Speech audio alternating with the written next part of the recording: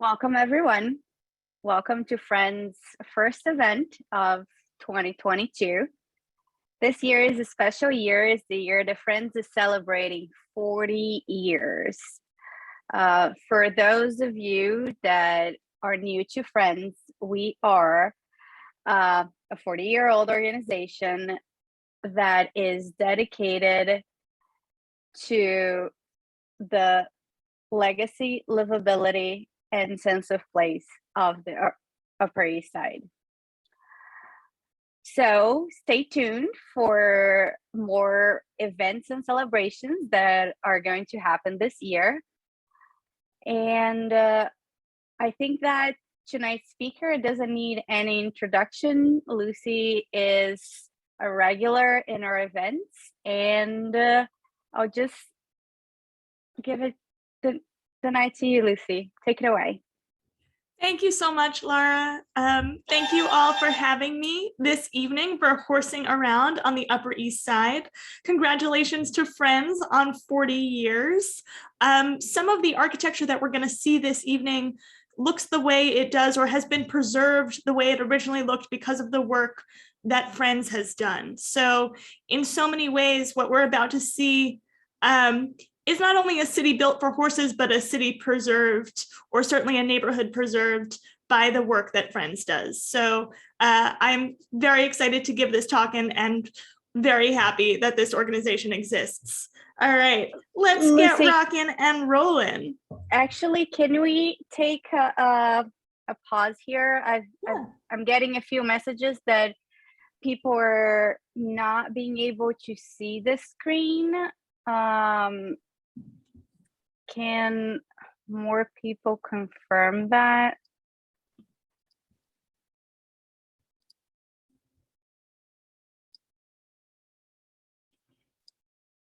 Okay, we have, okay, all right. Thank you for everyone that confirmed that they can see the screen. I really appreciate it. And Lucie, now we can go. Okay. All right, wonderful. I'm thrilled that people can see. I'm just sharing my screen. So that's all that this is. This is just Zoom. My hope is that it'll go according to plan here, but we never know with technology. So certainly doing the best we can. All right, so today, if we see horses on the Upper East Side, I think it's usually the horses that are employed in the carriage trade in Central Park. And it was certainly the case that at the end of the 19th century, there were thousands of horses plying the streets of New York, certainly not just those devoted to the leisure of tourists. And so the city was built with architecture for horses. You may be familiar when you see the carriage horses today, you may be familiar with the horse troughs that they actually still do drink out of on Central Park South. So that is a living legacy in our city. But as I said, there used to be a number of architectural innovations on the Upper East Side and throughout the city, throughout the 5 boroughs, that were devoted to horses, because this, as I said, was a city built for horses, and indeed in many ways built by horses. So at the end of the 19th century, some 62,000 horses lived in New York City. And some estimates count that 200,000 horses worked in the city every day. Here are a couple of ways that horses shaped the physical fabric of New York City. For example, New York streets were built to be wide enough to accommodate 2 carriages abreast. These are omnibuses on Broadway. This is at the southern end of Broadway. You can see the omnibuses being pulled past St. Paul's Chapel in the background, but you can see that essentially Broadway is essentially a 2-lane carriage street in this image. Once again, 2 carriages being pulled abreast, 1 lane going north, the other going south. Not only that, stoops stand out as an architectural feature. Interestingly enough, stoops come to New York with the Dutch. They're imported from the Netherlands as a guard against flooding, but stoops actually proliferated in New York City when people realized that stoops lifted the entrances to their grand parlors above the mounds of horse manure that clogged the city streets. It's hard to imagine now, but in the late 1890s, over 500 tons of horse manure was collected from the streets of New York every single day. That brings us to yet another architectural innovation lurking around our neighborhood, which is the boot scraper. This is PS 158 in Yorkville at 1458 York Avenue. Now, even to this day, we can see PS 158's boot scraper still with us on the stairs. And that innovation was meant to do exactly what it sounds like it was meant to do. That's what you would do. Before there were doormats, there were boot scrapers, because indeed the excrement that clogged these city streets was so thick that you really did need to scrape it off your boots anywhere you went. Now, as I had mentioned to you, 62,000 horses lived in New York City at the end of the 19th century. And according to the New York Historical Society, the vast majority of those horses lived in the city's 1,300 stables, which brings us to the most readily recognizable equestrian architecture in our neighborhood. And that, of course, is the carriage house. Now, the illustrious equines of the Upper East Side lived not just in stables, but in sumptuous carriage houses, which featured not only stables for horses, but also apartments for grooms and coachmen. Today, many of the carriage houses have been converted into sought-after single-family homes. And indeed, so many of them are so architecturally distinctive, they have actually been designated as individual landmarks. Now, the largest and most admired clusters of carriage houses still standing on the Upper East Side are stationed, as we see here, on East 69th Street between Lex and 3rd, also on 66th Street and on 73rd Streets. Now, while the elegant carriage houses of East 66th Street are posted up between Park and Lex, the carriage houses which you see here on 69th Street and those also on 73rd Street line the block between Lexington and 3rd Avenues. Now, why between Lexington and 3rd? Well, that's because the block between Lexington and 3rd was convenient to the Gilded Age mansions of 5th Avenue, but far enough away that the homeowners of those grand palaces would not be bothered by the noise or the smell of the stables.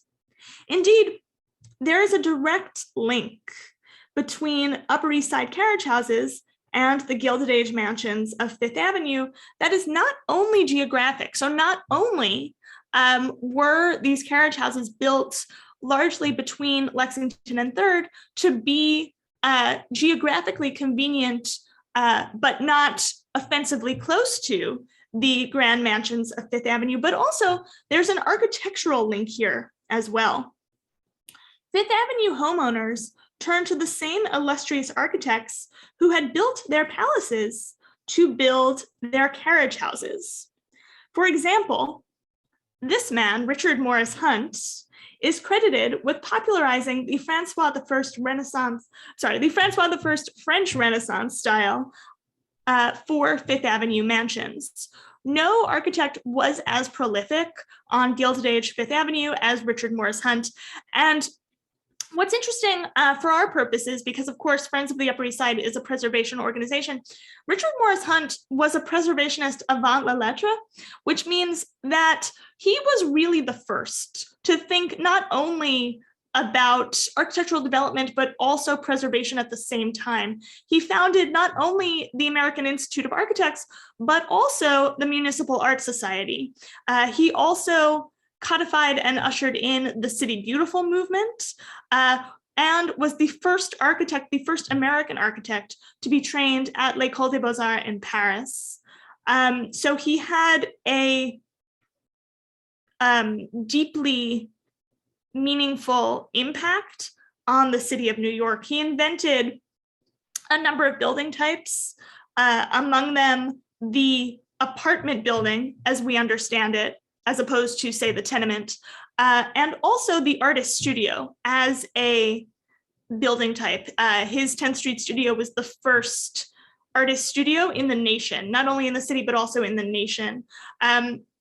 So I'm going to talk to you about his work on Fifth Avenue as the court architect of the Vanderbilts, and a number of other wealthy families on the Upper East Side, but then also his work on carriage houses as well, and the inspiration that other architects drew from his work. Now, let's look at some of that Gilded Age architecture by Richard Morris Hunt. And if some of you know me and have seen other of my Zoom lectures, you may know that I have a thing for Richard Morris Hunt in terms of his relationship to the built environment of New York City. I talk about Richard Morris Hunt a lot.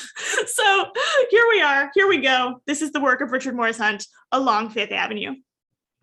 He did the William K. Vanderbilt House, finished in 1882 at 660 Fifth Avenue. Again, that Francois I French Renaissance style. This was known as Le Petit Chateau, just a little castle we have here on Fifth Avenue. He also did the Schmid House. Schmid was a brewer at 2 East 62nd Street. You can again see that French Renaissance, that turret. He did the Caroline Schermerhorn Astor home at 840 Fifth Avenue. Now, we all think about Mrs. Astor's 400. This ballroom was bigger than that. This was her 1200 ballroom. So Richard Morris Hunt really upped the ante on this one. And finally, this was a home that he built actually not on Fifth Avenue, but on Madison Avenue for Henry G. Marquand, which he finished in 1884. Now, I show you this because not only did he do the Marquand mansion, but also he designed the first carriage house on East 73rd Street in 1883 for the same man, for Henry G. Marquand, and we can see it here. Now, this particular piece of architecture prompted other magnates to employ other architects to build equally sumptuous equine architecture. Now, today, because this was the first on the block, actually today, East 73rd Street between Lex and 3rd sports 13, that's right, 13 former stables, which are each individually landmarked and together make up the National Register of Historic Places, East 73rd Street Historic District. But it all started with Hunt Stable at 166, so we'll start there. And just a word about this, while each of these stables on East 73rd Street is an individual New York City landmark, the historic district itself is a National Register district. It's not a city district. So that is just a distinction in terms of the way that this architecture has been preserved. Okay. In any event, it all starts on East 73rd Street with this. Now, who, you may ask, was Henry G. Marquand? And even if you're not asking that question, I'm going to tell you because it matters. This is Henry G. Marquand. He was a banker, he was a railroad executive, and an art collector. He had asked Hunt to design his mansion both on Madison Avenue and in Newport, so his vacation cottage in Newport, as well, of course, as this stable. Hunt and Marquand were very good friends. They would both be on the founding board of the Metropolitan Museum of Art in 1870. And Henry G. Marquand actually became the president of the Metropolitan Museum of Art in 1890. And when he became president of the Met, who did he turn to? Can you guess? Can you guess who he turned to design the facade of the Metropolitan Museum of Art? Well, you guessed right. He chose Richard Morris Hunt, and it's Hunt's design that we see today. This was actually his last commission. It was finished posthumously. It was finished after his death. And if you have ever wondered why the facade of the Metropolitan Museum of Art was never finished, why there are those rough blocks of stone above the pediments. Do you see that? Above the pediments, you have those unrealized blocks of stone. That's actually a tribute to Richard Morris Hunt, that because this was finished posthumously, finished after his death, the idea was that the architects of the Met who took this, actually it was finished by his son. So his son brought this design to completion. But the point being that he was so beloved in New York City, and it was such a sort of loss to the architectural community when he died, that the idea was that the museum could never be finished, that if Richard Morris Hunt could not realize his design within his own lifetime, then nobody could. And that's why actually it was never finished. But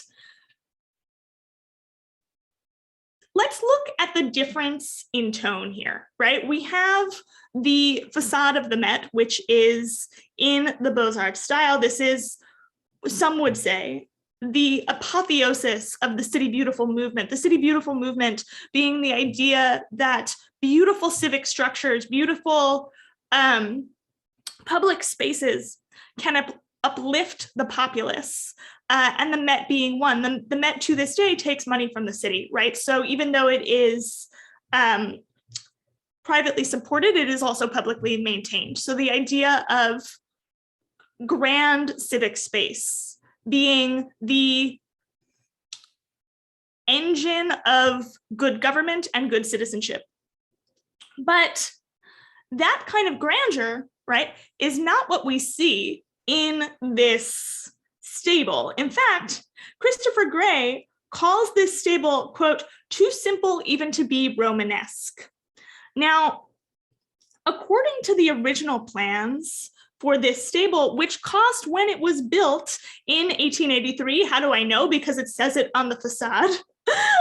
When it was built in 1883, it cost $25,000.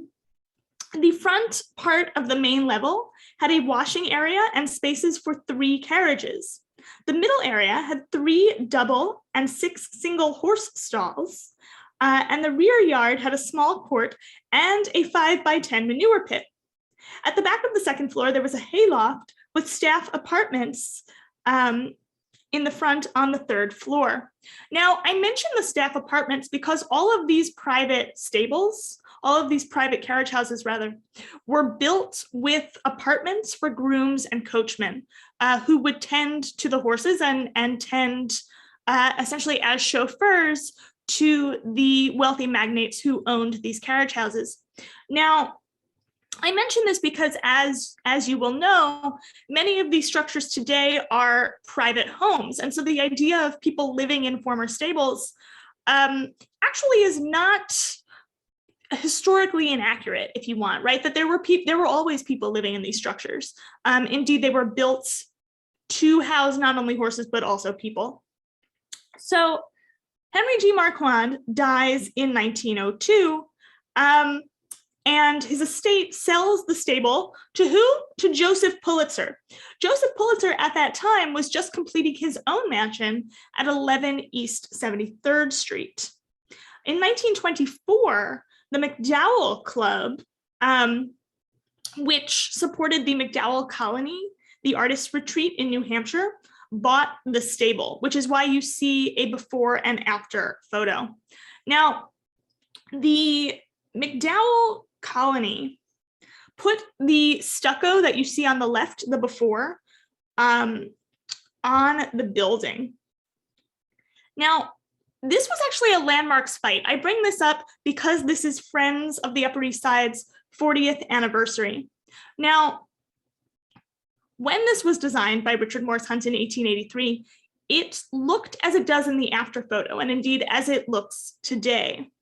But for most of its life, really between 1926, when it was purchased by, 1924, when it was purchased by the McDowell colony, and very, very recently, it was altered insofar as it was covered in stucco.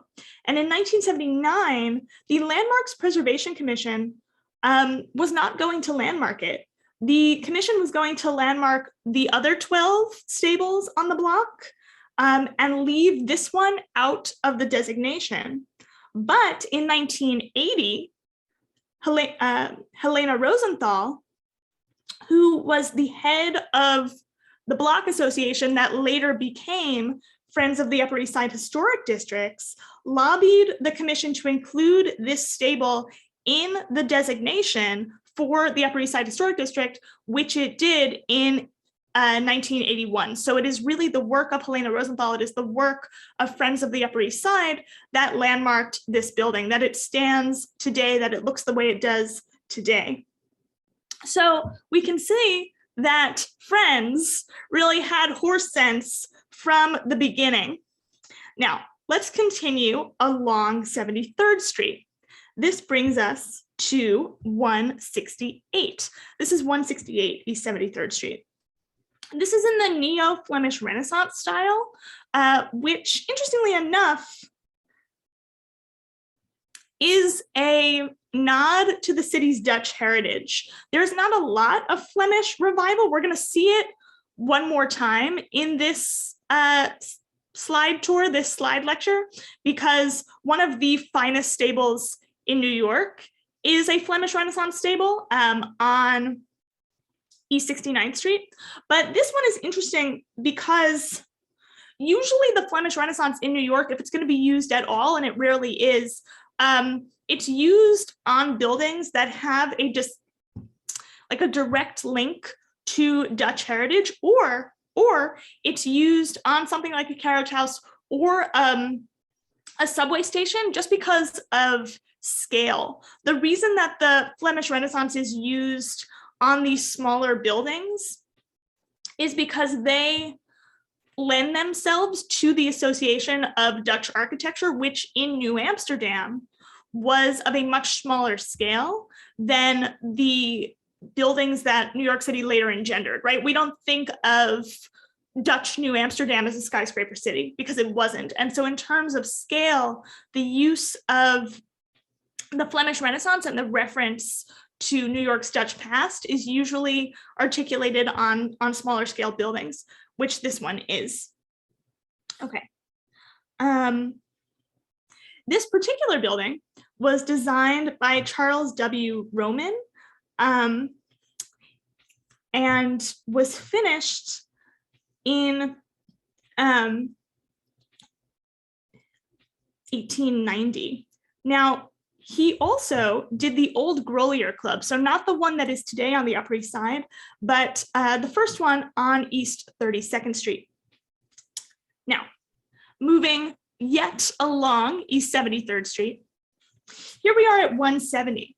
Now, the original owner of this building was a man named Frank Perkins, who sold 170 before it was completed to George C. Clausen, who lived in a brownstone at 18 East 76th Street.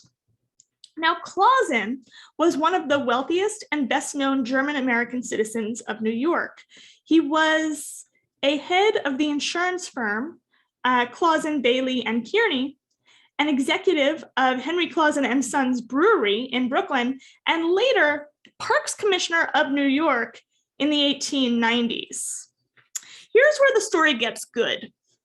Clausen sells this carriage house to Henry T. Sloan of the W.J. Sloan Home Furnishings family. Why do I tell you this? Because Henry T. Sloan and his wife, Jessie, lived here at the Henry T. Sloan House, 9 East 72nd Street, designed by Currier and Hastings, 1894. Now, Sloane and his wife, Jessie, lived in this building, and the pair divorced in 1899. And within 5 hours of that divorce decree, Jessie had remarried. She married Perry Belmont, and the newlyweds moved down to Washington. Sloane, in the meantime, having been divorced, left the 72nd Street home. Who should move in? Joseph Pulitzer rented this home. That's right, he rented it. So he rents this home, moves in with a family of 6 and 17 servants.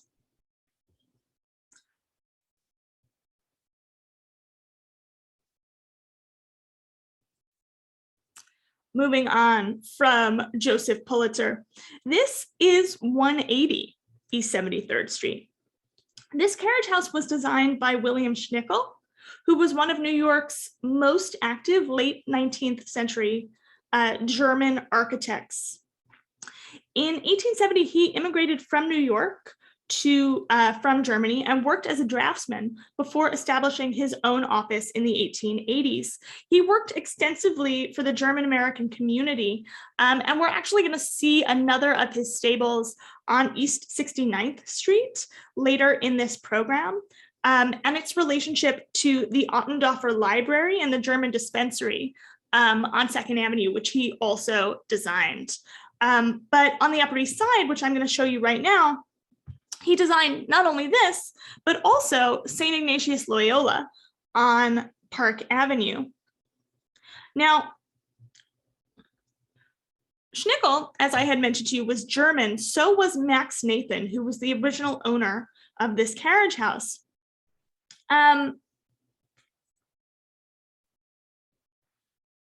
Nathan was the president of Nathan & Co., a manufacturer of railroad equipment.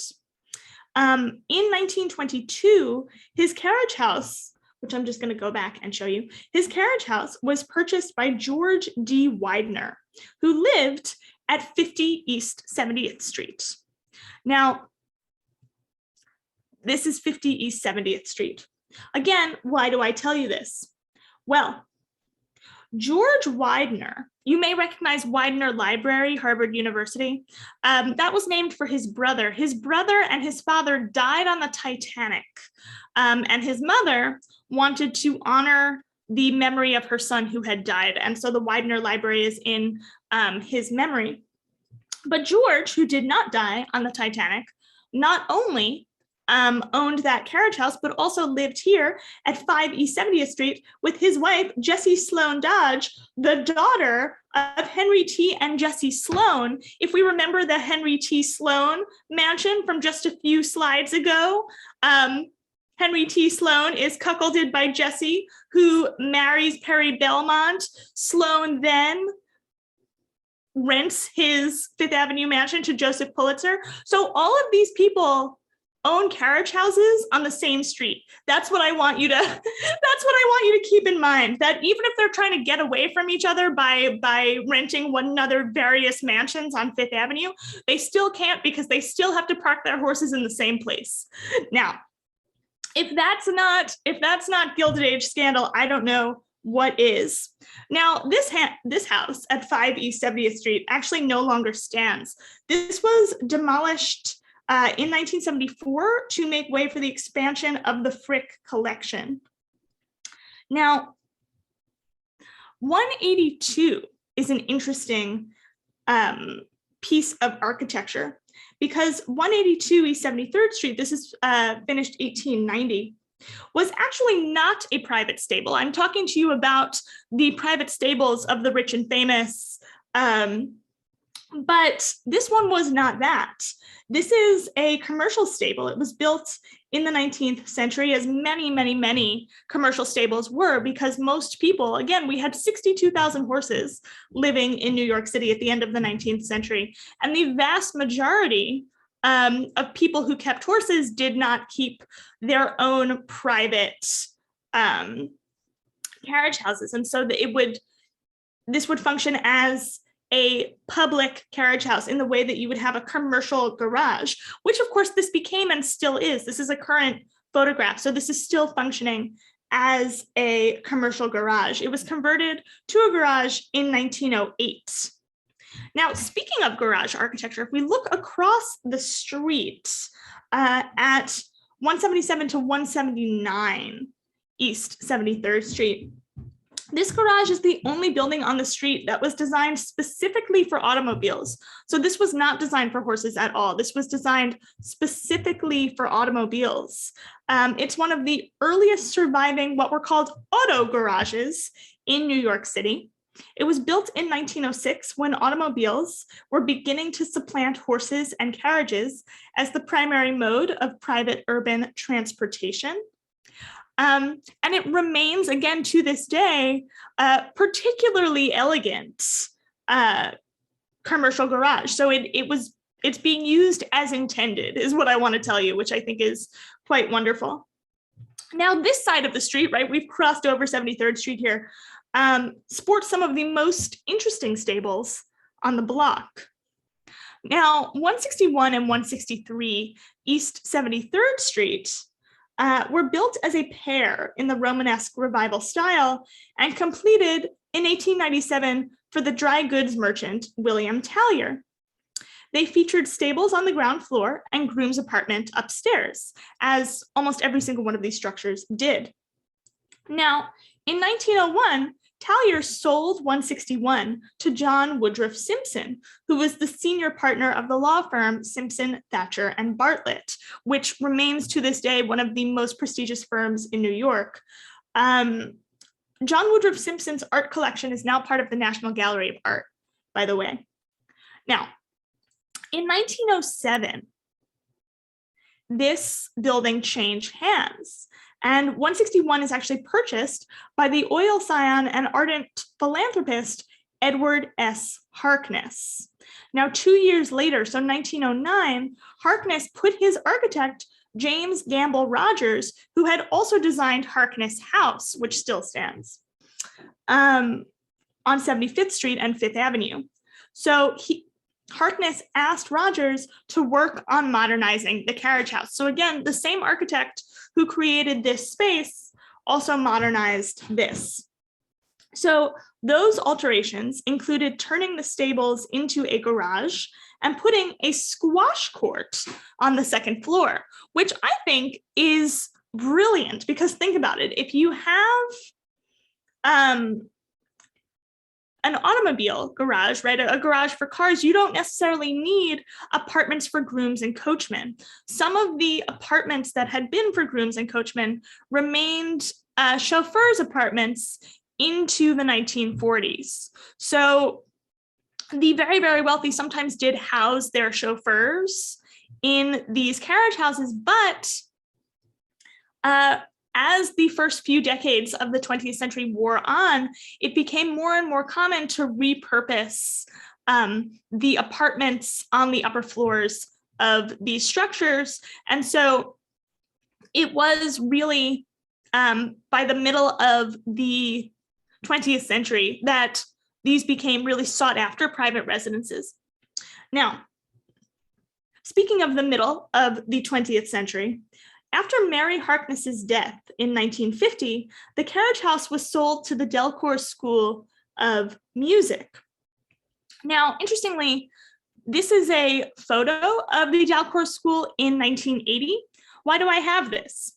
Well, Friends of the Upper East Side Historic Districts, when it was advocating for the Upper East Side Historic Designation in 1981, before it was formally codified in 1982 as an organization, again, 40 years, well done, Friends. Friends of the Upper East Side took photos, indeed has a collection of the neighborhood at that time. And this is one of those photos. You can see some of those photos in a 1980s Upper East Side walking tour that I put together on the Friends website. You can actually go and see this photo and other photos. But the reason that I show you this photo of the building in 1980 is because you can see it being used as the Delcourt School of Music. The Delcourt School was a music and teacher training institute that followed the teaching and philosophies of the Swiss educator and composer Émile Jacques Delcourt. Delcourt combined physicality with music, teaching both music theory and body movement. And dancers such as Martha Graham and Ted Shaw, as well as musicians including Paderewski and Rachmaninoff, would come to study with him. It remained the Delcourt School of Music in this location until 1994. And since that time, it has been a private residence. Now, speaking of the arts, right, we don't just find the arts in the Delcourt School of Music, we also find the evidence of the arts when it comes to the relationship between art and carriage houses on East 69th Street. Why? Well, I am showing you Mark Rothko's studio. Okay, do you remember the German architect William Schnickel? I had told you that he had done a carriage house on East 73rd Street and then also had done St. Ignatius Loyola. Okay, I ask you if you remember, because he designed the carriage houses here at 153, 155, and 157 East 69th Street between 1883 and 1884 for Adolf Cutoff, a coal dealer. Now, I want you to look at the date, 1883 to 1884. This is when I had mentioned to you that William Schnickel had done the Ottendorfer Library in the German dispensary in the East Village, which at that time was Kleine Deutschland, little Germany. I mentioned that to you because look at the relationship between these two structures, which he designed at the same time. Right? Do you see the grill work? Do you see the wrought iron?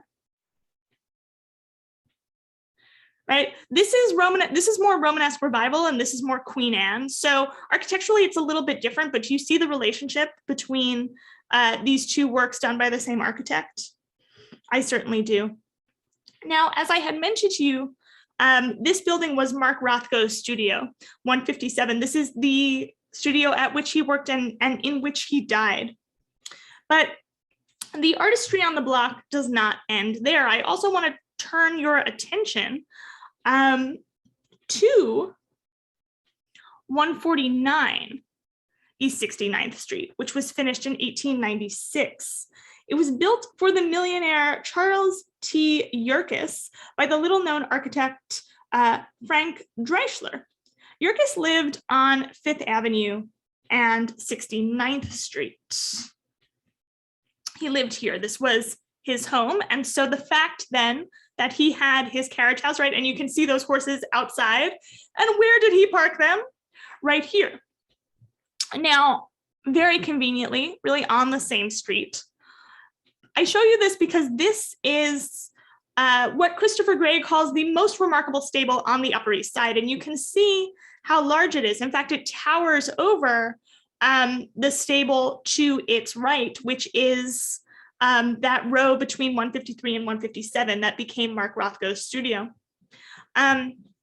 This is actually in the Flemish Revival style. So I had mentioned to you that usually Flemish Revival is used for small scale buildings, such as subway entrances or carriage houses when they're like 2 or 3 stories. This one is a double height carriage house. You can see how large this is. And I want to show you a close up of this, of the Flemish Revival here, giving us the roofline that is associated with Dutch architecture, but giving it to us, I think, in a very interesting kind of New York way, that this is bigger and better and grander, which is, when it comes to the Gilded Age, certainly the name of the game. But what I want to say is that this is a much more interesting structure than the mansion in which he lived. Look how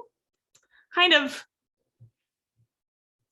quotidian this is almost. It's kind of straight in terms of the architectural pizzazz, if you like. But what I would say, the argument I'm making here is that the carriage house is better than the mansion. Don't you think the carriage house is nicer than the mansion? I certainly think so.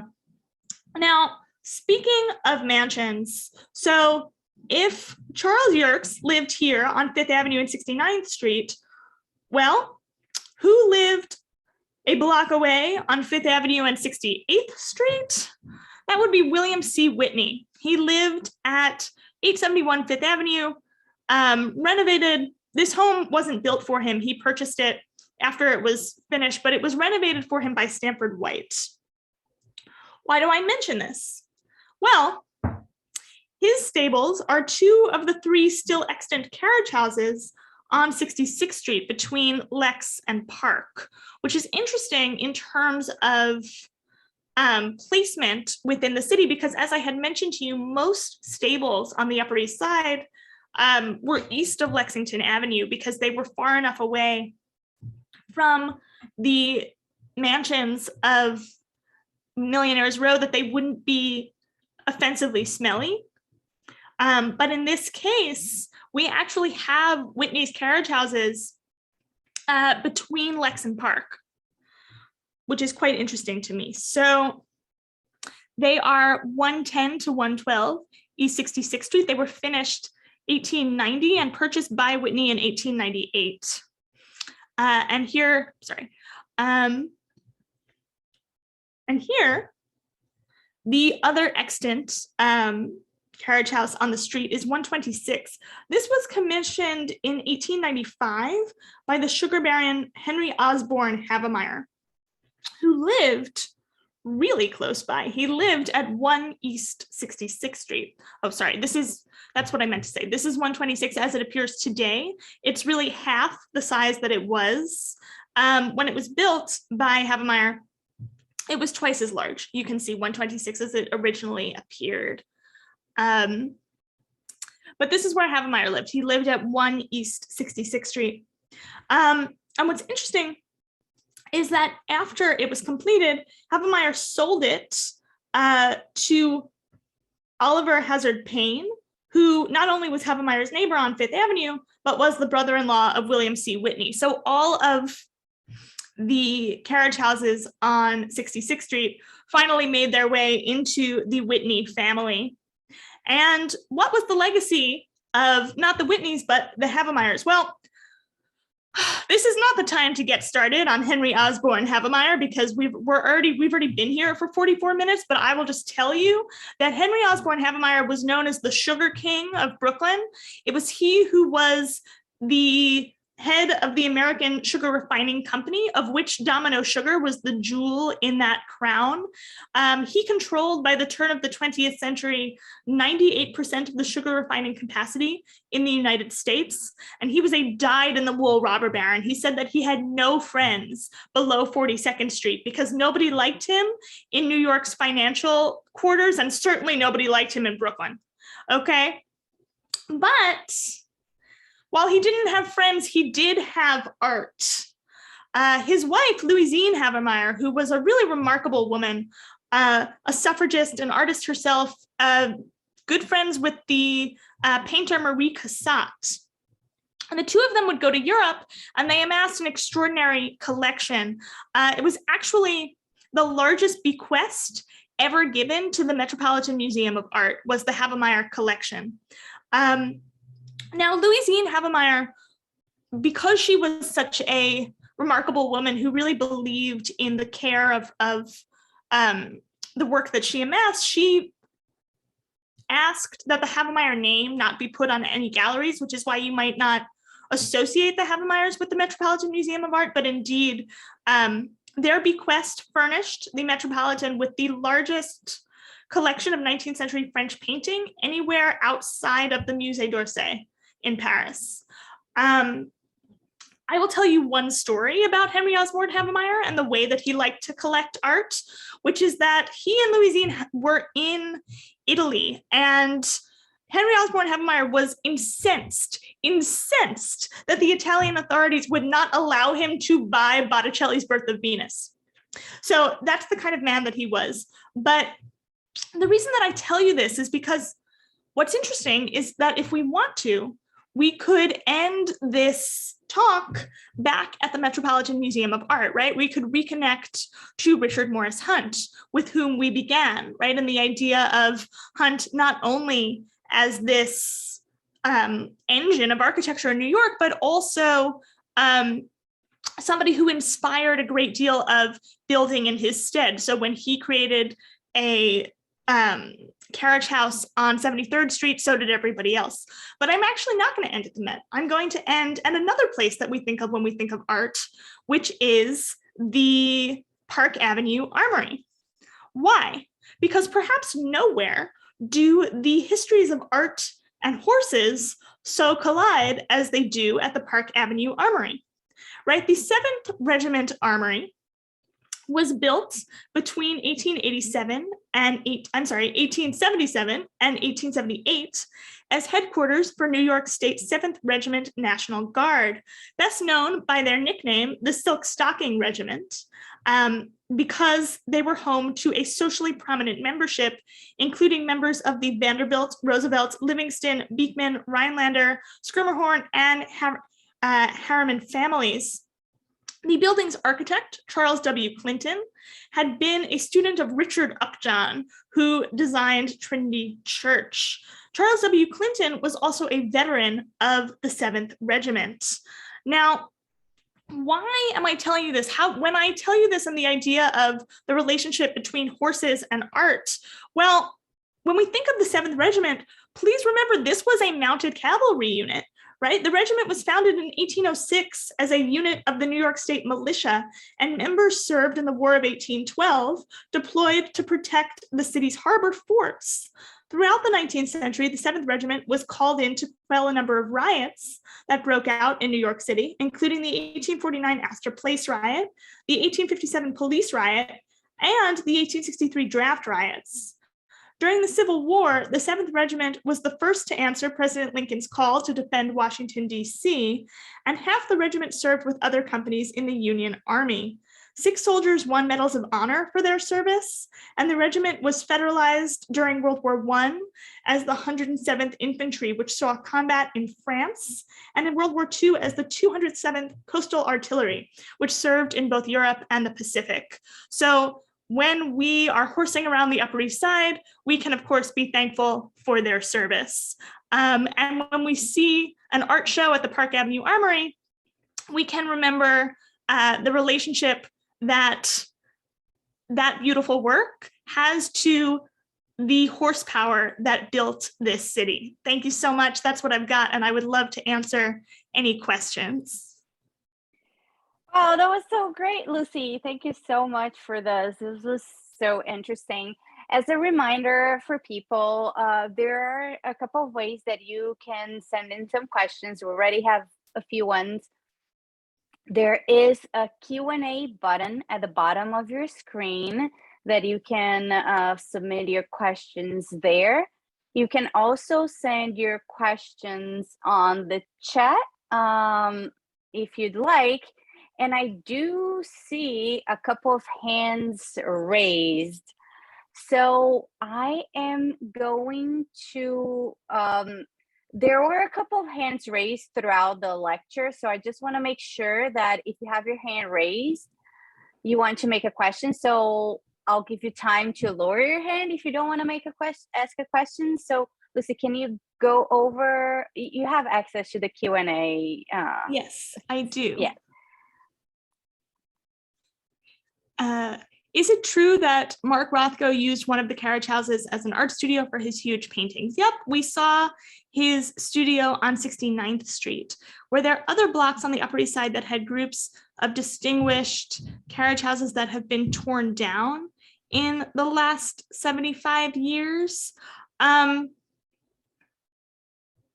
Yes, I'm sure. I mean, just given there were so many horses living in New York City, the blocks between Lexington and 3rd, and even between 2nd and 3rd, had many more stables than we think of now. Most stable architecture in New York City has been demolished. The ones that I mentioned to you that I showed you are, especially the ones on 73rd Street, not as much the ones on 69th Street, although the ones on 69th Street are included in the Upper East Side Historic District Preservation Report.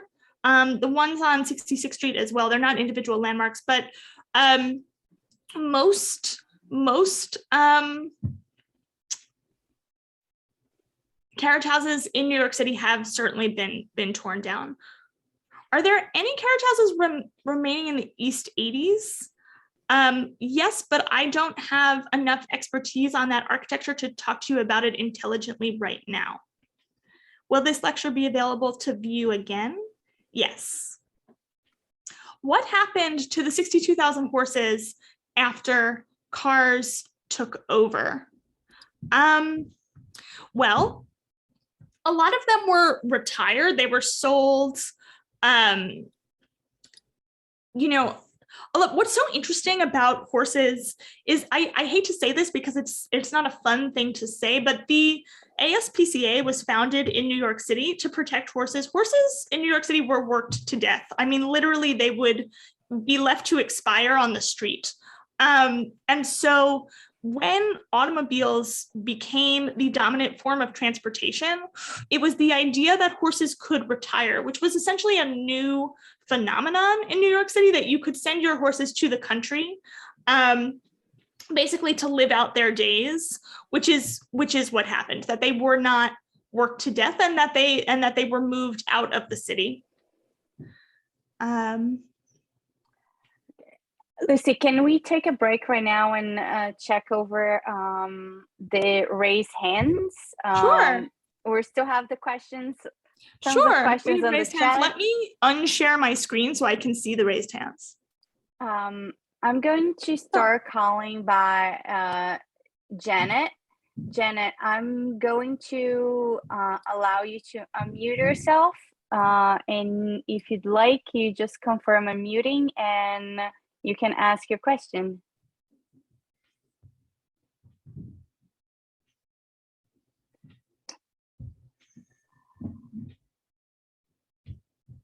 All right. Janet, would you like to ask a question?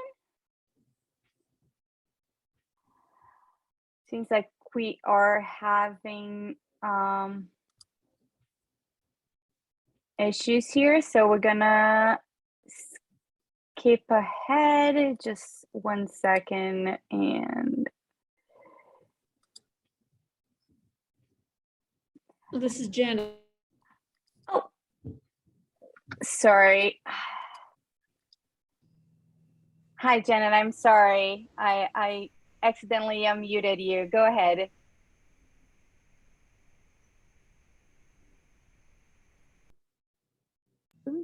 No question.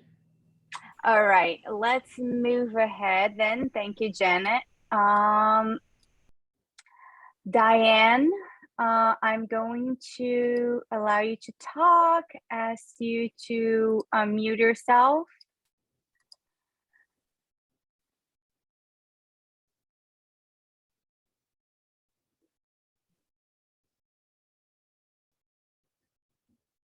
All right, let's move to the next person then. Christopher.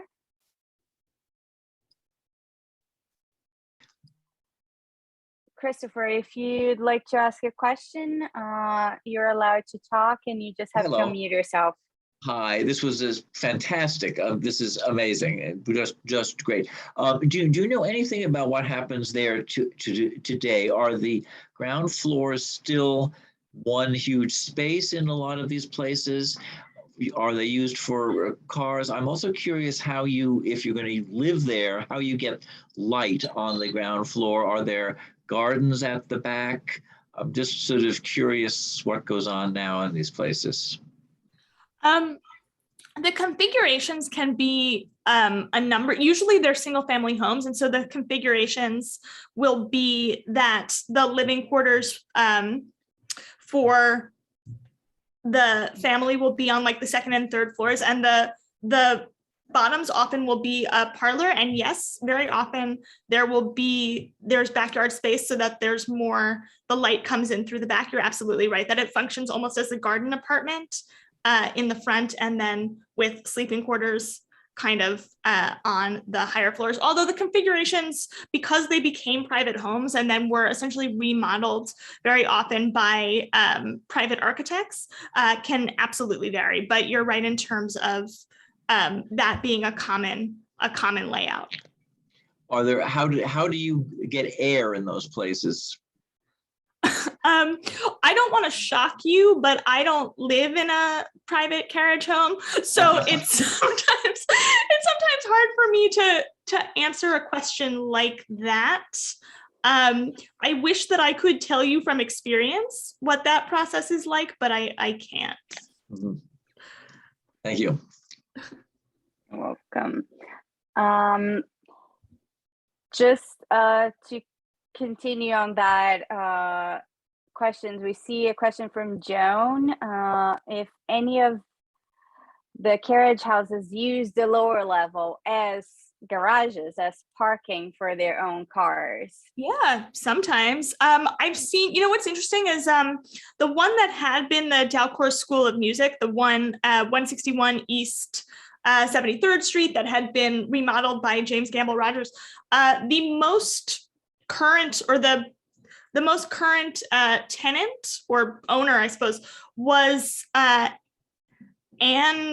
Burchardens, who wrote The Sisterhood of the Traveling Pants. And she sold it actually in 2020, but her husband was an artist, or is an artist rather. And so he had an artist studio in that basement level. So yes, sometimes it'll be like a garden apartment kind of level, but sometimes it literally is used, you're right, as a garage, or as an artist studio, or as even like office space. But you're right, it is in many cases like subterranean, so it's difficult. All right. So we have, I apologize if I mispronounced your name, Ingeborg. I'm allowing you to talk and asking you to unmute yourself.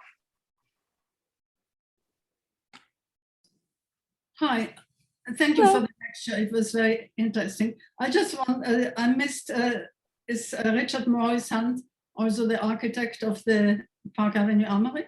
No, the Armory is Charles W. Clinton. Oh, I see. But it looks a little different today. I think the entrance is more grand today, isn't it? I'm sorry, can you say it one more time? It looks a little bit different. The entrance looks more grand today.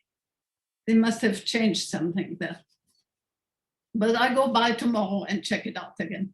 Yes, please do. Please do. Thank you very much. I walk by these carriage houses quite often. Well, I'm so glad to hear that. All right, thank you. I am going to call on Joanne now. Joanne, you should just need to confirm unmuting, and you can ask your question.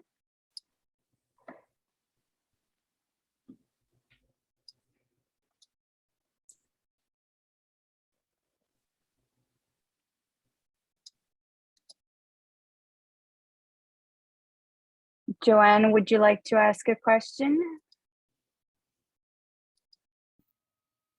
No question, but thank you so much. This is wonderful. Just Thank you. Okay, so let's move ahead. We have another raised hand from TF. TF, I am going to allow you to talk. You should receive a request to unmute. Hello. There are many carriage houses on East 19th Street, 3rd and Irving Place. Yeah. Which street has more carriage houses, 19th or 73rd or 66 or 69? Which street has more? Well, frankly, I haven't counted, but I will say that Greenwich Village, you're right that, well, 19th Street isn't really Greenwich Village. It's like, I guess, Chelsea. But the lower part of Manhattan is interesting because it had many, many muses. Like if we think of 35th, 35th Street. Yeah. And so those are similar circumstances where you had grander homes and then needing space for equines. But I think that it's a really good point that you're making, that there were so many. You're saying which street had more, and the answer is like there were so many streets in Manhattan that were used as stable streets. Like we don't think about it today, but for example, 44th Street, which is today Club Row, you have the Harvard Club, the Yale Club, the Penn Club.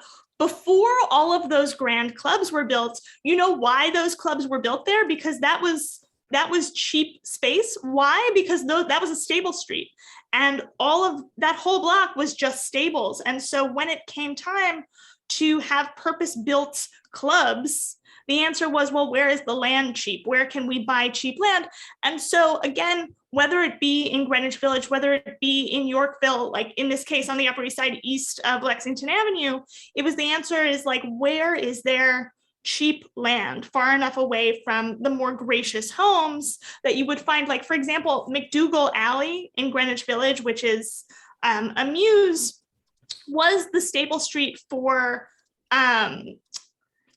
the row houses along central Washington Square North at the end of Fifth Avenue. So it was the idea of like, how do we remove these stables from these very sumptuous homes, but also we need stables all over the city. And I think that that's a really interesting comment that you're making, was that there were so many all over the island. Remember the island? This was an island for horses. It was an island for horses. Okay. Thank you. Lucy, can we go over any more questions of Q&A? Sure, let's do while it. Let's do it. Okay. I'm looking, let's see. Okay, just scrolling through the chat here. On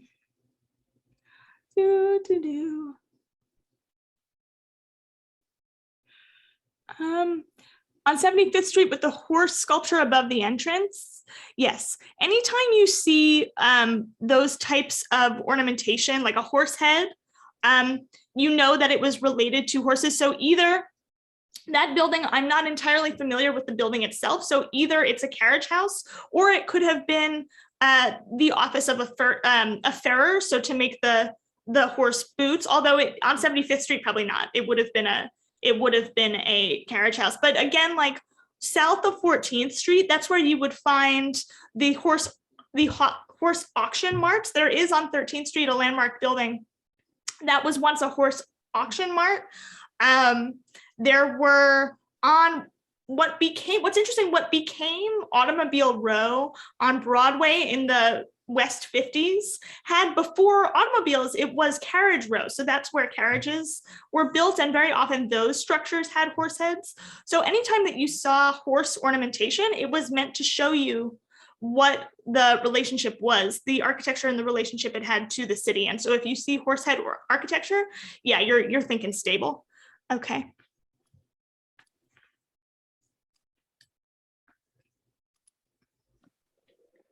Let's see, there's a carriage house around the corner from me, mid-block, south side, 92nd Street, between Lex and 3rd. The owner used to, right. The owner doesn't park her car there anymore. Okay. New addition. I'm sorry, guys, I'm just scrolling through. I'm looking for questions. While you're scrolling through, I'm gonna call on Heidi. Heidi, I allowed you to talk. You should be prompted to unmute, and you can ask your question. Can you hear me? Yes. I am unmuted. Thank you.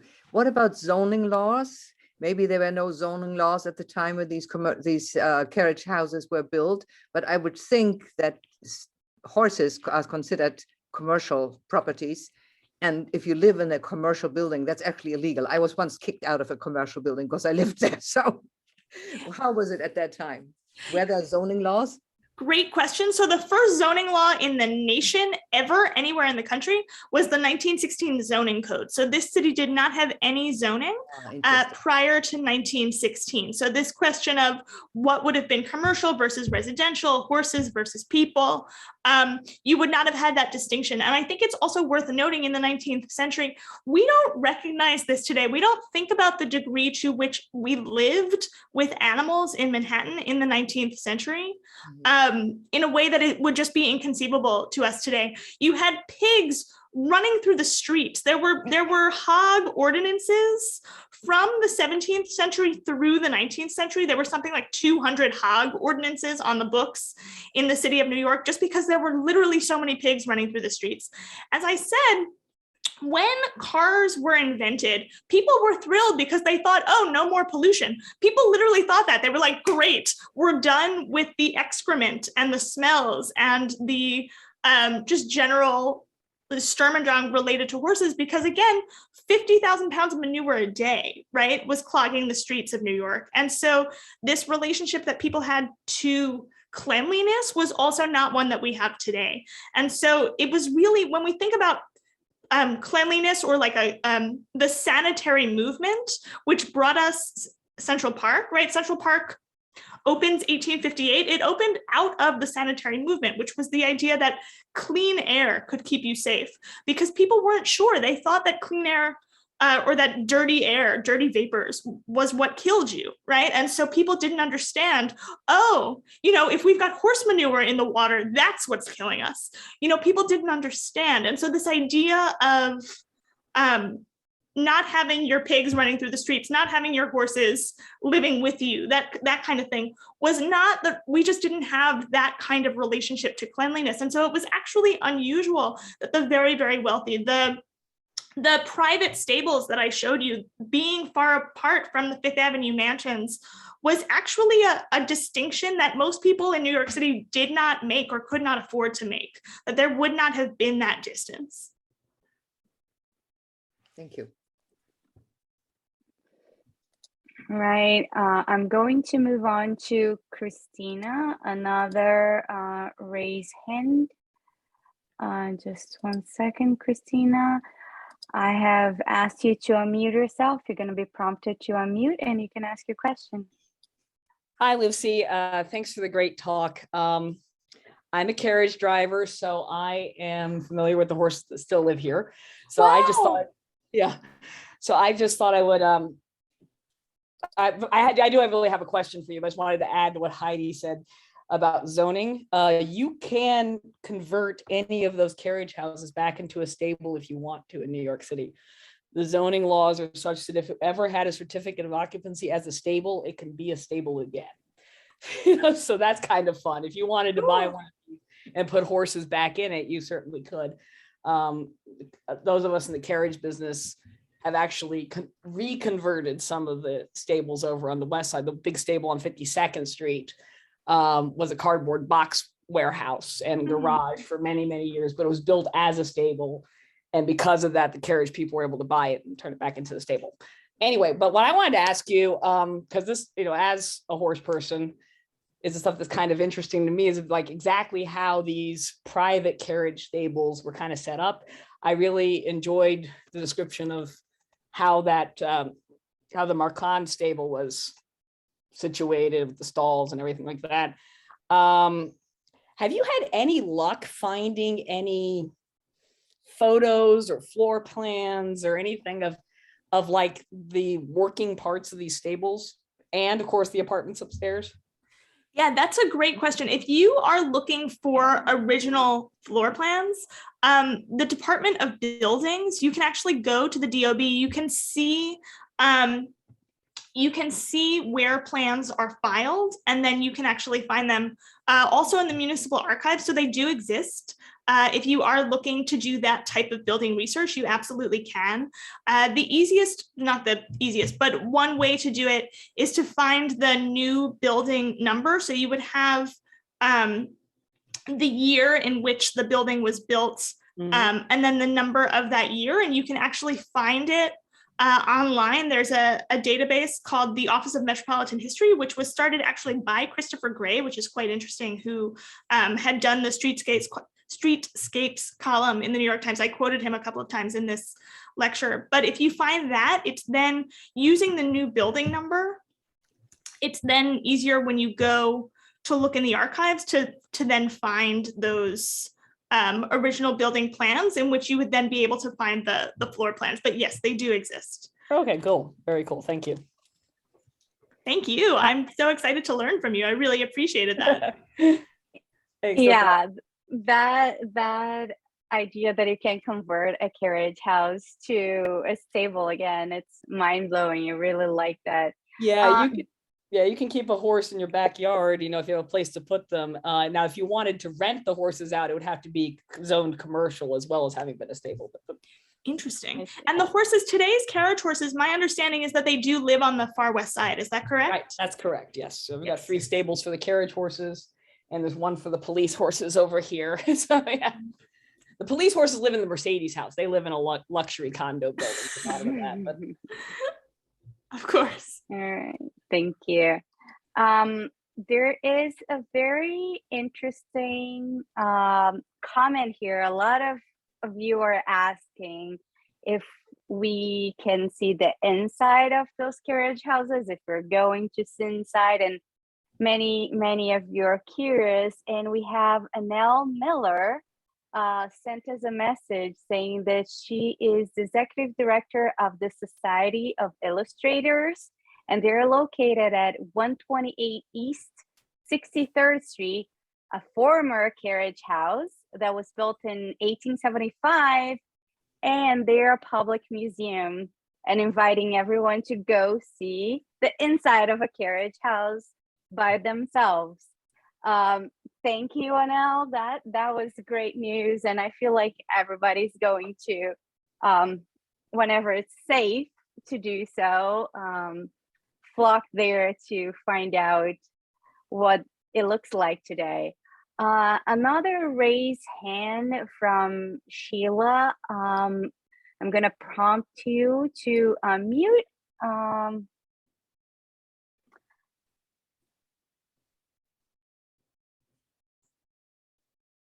Sheila? Yes, hi. The question was answered. It was about the horse's head over the 75th Street building. Thank you. You're welcome. All right, Lucie, let's go over one more round. A lot of people are asking for the address again, 128 East 63rd Street, and I'll drop that in the chat. As a reminder, this is going to be recorded. This is being recorded, and it's going to be available on our website. Lucie, let's go over just a few more questions. We're usually past our usual hour, but Lucie, do you have any idea of when did the carriage houses begin to be renovated as upmarket housing? Sure. So my understanding is that began in the late 50s, early 60s, but was almost wholesale by the 80s and 90s. That there were some circumstances in which it was true in the 50s and 60s. As I had said, after Mary Harkness died, in 1950, you then had the conversion of that particular carriage house. But carriage house conversions went on because first they were, artist studios, or they were like the Dalcourt School of Music. They became institutions. So it really, I guess, trajectory wise, it was like stable to garage to institution or artist studio, then to private home. So that all of that would have taken place in the second half of the 20th century, but moving into through to the 1980s. Great. We have a couple. We had a couple of that questions, so I was just taking it out of here. So Sybil is asking, where were the thousands of horses who were not privileged with their own stable house? And you showed one, but can you talk a little bit more about public carriage houses? And I think that those touch the ones that are on the west side too, that people are asking about. Sure. So there were, according to the New York Historical Society, there were 1,300 stables in New York City at the end of the 19th century, again, housing 65,000 horses who were New Yorkers, who were New York City residents. And then, of course, you had another like 150,000 who just like commuted in for the workday, right, as we have now, because they were workers in the way that we are workers. And so those horses would have stabled in large commercial stables in the same way that we have large commercial garages. Now, I showed you one, which was one of the first in the city, but I mean, you know, when you, like, if somebody drives in and they park, it literally would be that. It would be these very, very large stables, and you wouldn't have like with the grooms' apartments and all that stuff, it wouldn't be that. It would be basically like stalls and then a hay loft because horses eat hay, and like giant manure pits. So again, very much if you can imagine large garages, which I know you can, which I know you've seen, it would be the same, but with very sort of bare bones stalls.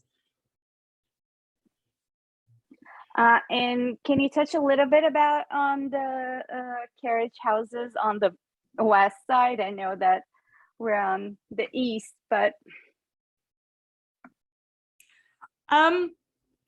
yes, I mean, there were, I think it's an interesting question because there was, although, I mean, in Yorkville too, you had on the East River, you had the working waterfront. And so you would have had the horse stables for the working horses who worked on the waterfront, who were draft horses who moved like freight essentially, but there was more in terms of freight horses. You had a higher concentration of like Clydesdales, like those types of working horses on the west side. You also had the garages on the west side. I mean, yes, you had state and carriage houses, the same type of luxury carriage houses on the west side as you had on the east, but you also had on the west side, the omnibus companies and even the rail companies. Before you had steam rail, before you had electric rail in New York, you had horse car lines that would go up Broadway, basically from like, the Battery to Harlem, and it would be horse drawn, and so those very large stables were on the west side, as they are now, right? We had that wonderful comment from Christine about the horses who are part of the carriage trade who live on the far west side, and her point that those were always stables, which is true, which is that the very large draft horses, the horses that were really pulling people in terms of like omnibuses, would have lived on the west side. So that would have been the difference. Thank you. All right. I think that we're ready to call in the night.